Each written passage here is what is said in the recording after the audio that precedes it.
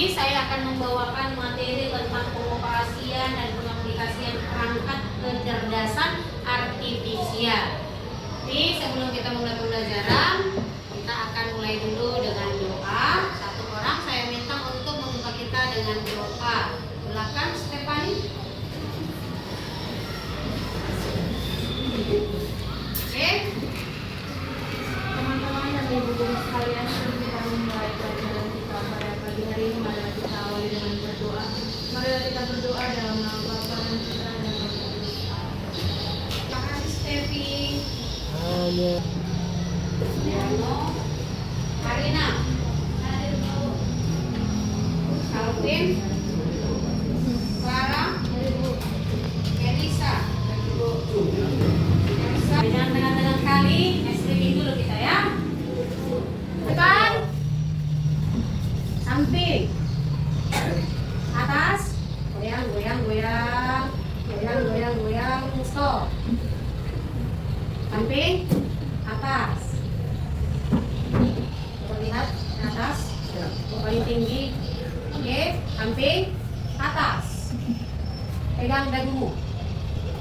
Ya, tidak perintah. Yang mana yang sih? Tidak. Yang mana yang pas saya bakal dengan dagu.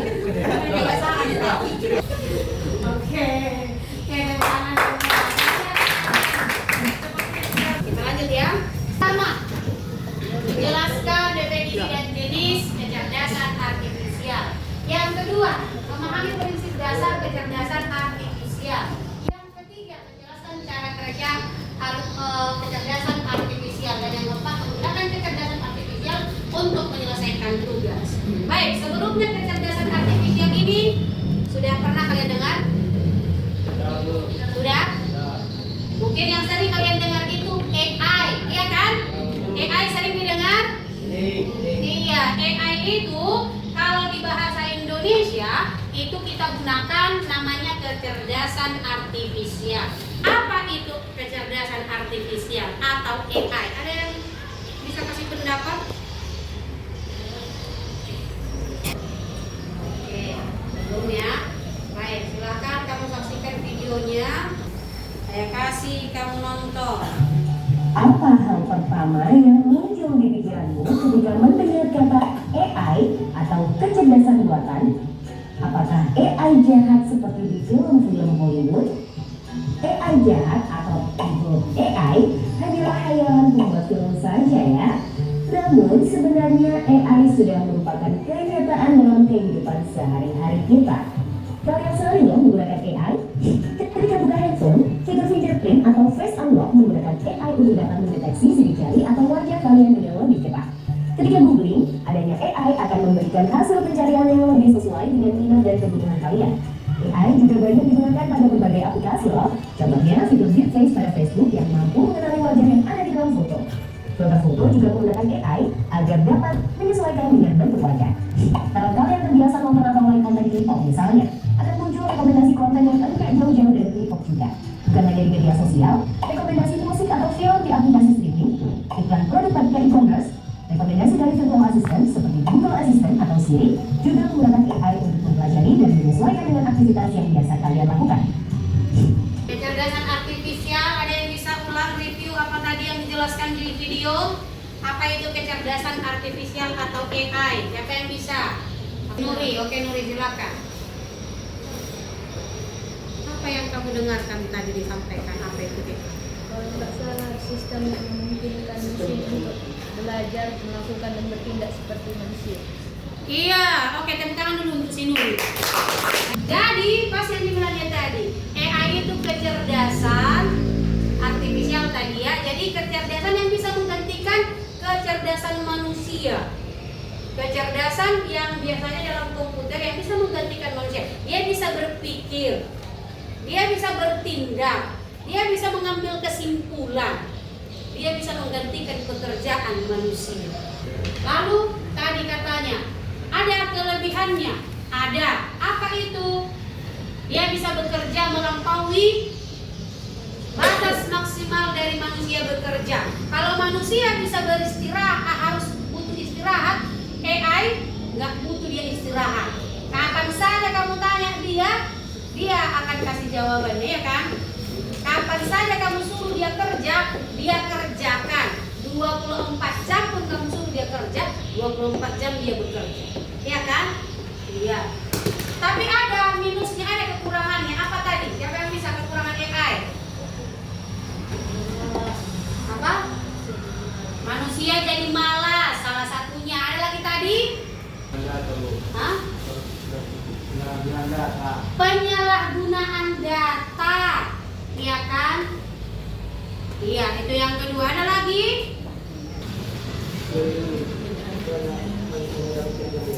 Iya, bisa mengurangi pekerjaan manusia, bisa menghilangkan apa namanya, lowongan pekerjaan bagi manusia, kan? Seperti misalnya di customer service, udah bisa dikerjakannya pakai komputer aja, bisa jalan, ya kan?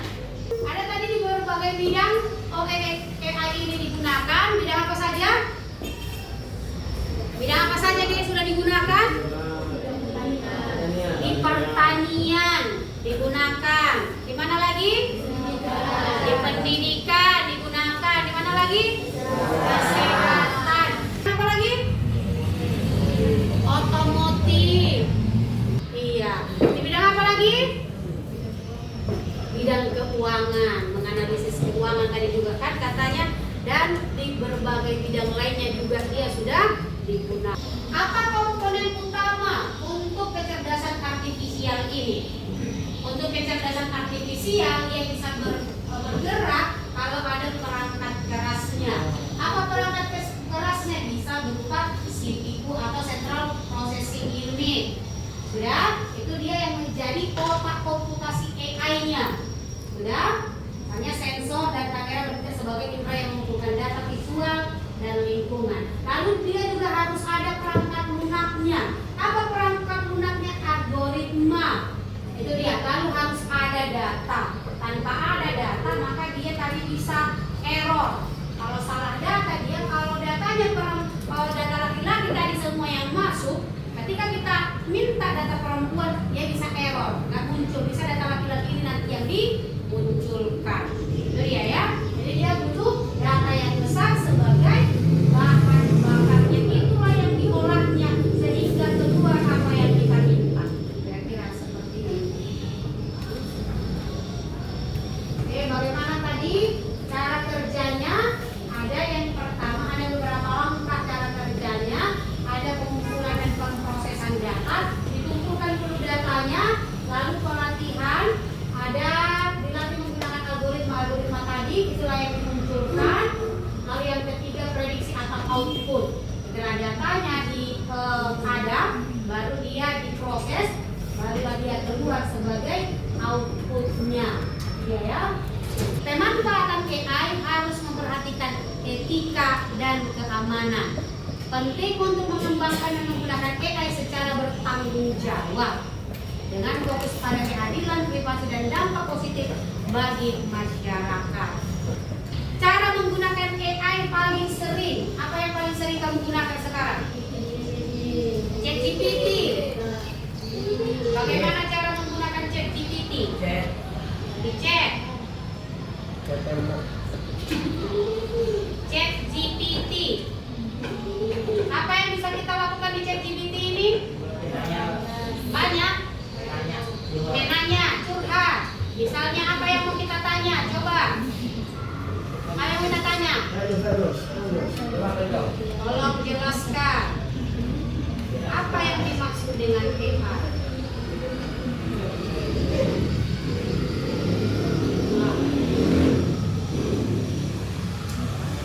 Langsung dijelaskannya, ya kan? Jadi untuk lebih lengkap apa yang kita minta dikasih jawabannya, kita harus berikan prompt yang jelas. Sekarang kamu praktekkan di dalam kelompokmu masing-masing penggunaan AI ini, aplikasi apa saja boleh kamu gunakan yang berbasis AI. Lalu nanti kamu masing-masing kelompok akan mempresentasikannya di depan. Apa yang kamu gunakan aplikasinya, apa yang kamu minta, dan apa yang diberikan. Kira-kira seperti itu. Bisa? Bisa? Oke, baik. Silakan bekerja di kelompok masing-masing. Ah,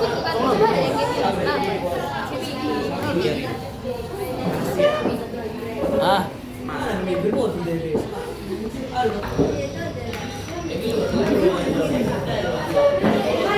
Zoom. Macam ni lah. Dah ini kan. Salin. Dah lah. Siap.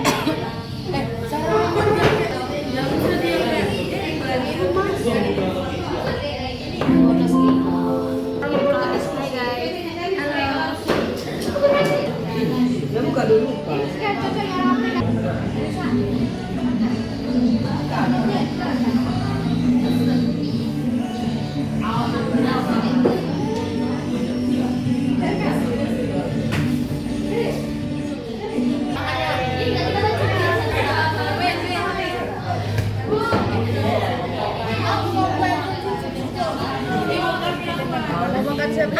Gini kan.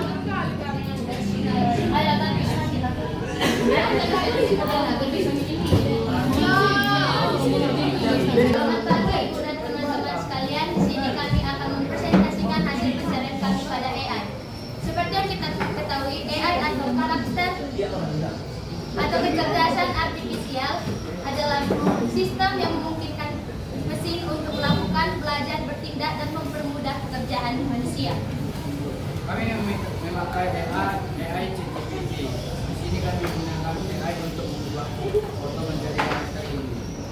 Dan kami mengubah foto menjadi sebuah karakter ini adalah Untuk membuat foto kami lebih indah, unik, dan bernuansa fantasi.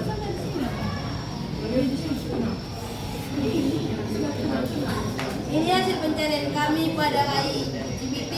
Yang pertama kami ngirim foto asli yang ingin diubah menjadi sebuah karakter GPT. Ini. Oke, kesimpulan yang kami dapat dari menggunakan AI adalah AI mungkin dapat bisa membantu kita untuk mengerjakan sesuatu, tetapi akan ada risikonya seperti kesalahan data ataupun juga data yang dikirimnya tidak akurat dan juga bisa menyebabkan kebocoran data ya pelajaran mungkin. Ya, sekian dari Selamat pagi teman-teman dan guru. Di sini kami akan mempresentasikan hasil diskusi kami. Yang kami ambil yaitu voiceover. Selanjutnya dijelaskan oleh teman saya. Oke, cara menggunakan AI yang pertama, masukkan teksnya. Saya contohkan di sini, nama saya Adit. Lalu tekan generate speech, maka akan AI yang melakukan suara. Oke, sekian, terima kasih. Singkat padat ya.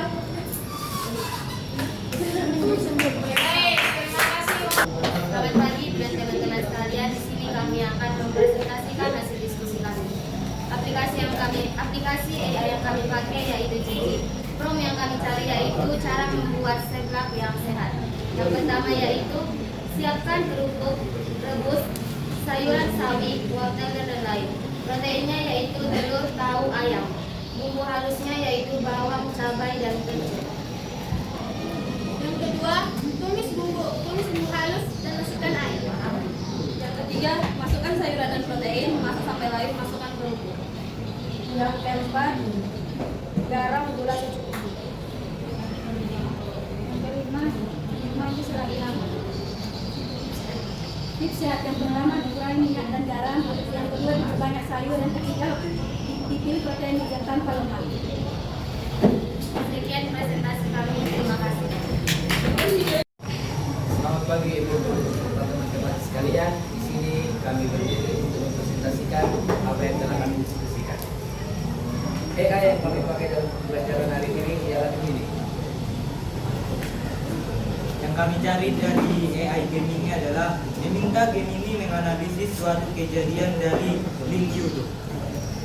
Dan hasil yang ini buat adalah ini menjelaskan semua kejadian penting dalam video tersebut, seperti lokasi geologis Indonesia, keputusan sebelumnya, pengenalan Danau Toba, pembentukan geologis Toba, skala dan dampak letusan Toba, dan dampak pada populasi manusia dan hewan. Dan tim ini juga menjelaskan waktu dan menit keberapa kejadian tersebut terjadi. Dan untuk materinya cukup jelas. Sekian dari kelompok pendidikan Rakata, mohon maafkan. Sekian, terima kasih. Oke. Semuanya tadi sudah mempresentasi kelompok masing-masing. Dari kelompok 1 tadi pakai aplikasi apa? Cici. Kelompok 2 menggunakan aplikasi Voice Over. Kelompok 3 tadi menggunakan ChatGPT, Gemini. Beda-beda semua ya. Oke, baik. Jadi aplikasi ada yang mengubah suara tadi, ada yang mengubah gambar, ada yang meminta informasi untuk membuat seblak. Ada di sini tadi apa? Menganalisis video. Jadi itu gambaran dari penggunaan AI ini sangat banyak. Nah, saya tampilkan juga ada di layar beberapa aplikasi-aplikasi yang bisa digunakan yang berbasis kecerdasan artifisial atau AI ini. Dia bisa buat lirik puisi, dia bisa buat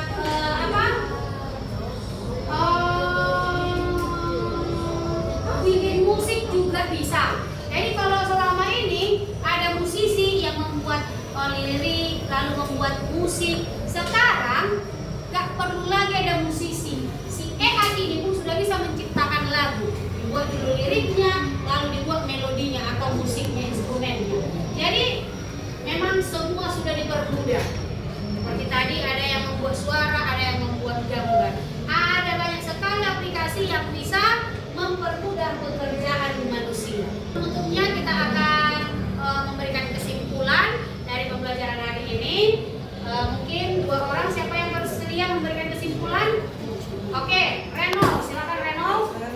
Jadi teman-teman, kesimpulan yang saya dapat sendiri tentang materi AI pada kesempatan minggu kali ini, AI dapat berguna bagi semua kehidupan manusia, terutama bagi kita inilah ya kan. Tapi jika digunakan dengan bijak, AI ini bahkan berdampak besar bagi kehidupan manusia. Tetapi jika digunakan tidak dengan bijak, maka akan menjadi salah satu tantangan yang terbesar bagi hidup manusia. Jadi marilah kita semua bijak-bijak menggunakan AI. Sekian dan terima kasih.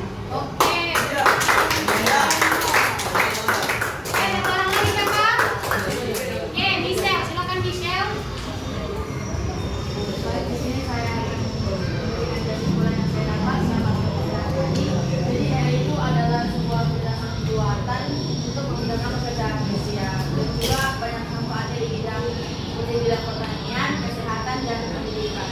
Dan untuk dampak positifnya mungkin dapat memudahkan pekerjaan manusia. Dan juga ada dampak negatifnya seperti ini, manusia itu malas dan cepat diserang. Dan maka dari itu marilah kita secara bijak dan kritis untuk menggunakan AI. Oke, itu tadi kesimpulan dari saya. Baik, benar ya. Apa yang sudah disampaikan temanmu tadi, walaupun semua pekerjaan bisa dipermudah dengan menggunakan AI, tapi tetap juga ada dampak negatifnya. Maka dari itu, mari kita dengan bijak, jangan sampai kita ketergantungan dengan aplikasi ini sehingga kita sebagai manusia tidak bisa berpikir secara kritis. Tetap juga kita sebagai manusia harus berpikir kritis. Tidak semua apa yang diberikan melalui AI mutlak benar. Bisa jadi juga ada kesalahan, ada errornya. Jadi walaupun kita bisa mengambil jawaban, bisa dibantu dengan AI, tapi kita analisis juga apa yang diberikan, apakah sudah benar atau masih ada kekurangannya. Itulah posisi kita sebagai manusia yang bijak dalam menggunakan aplikasi kecerdasan artifisial atau yang sering juga disebut sebagai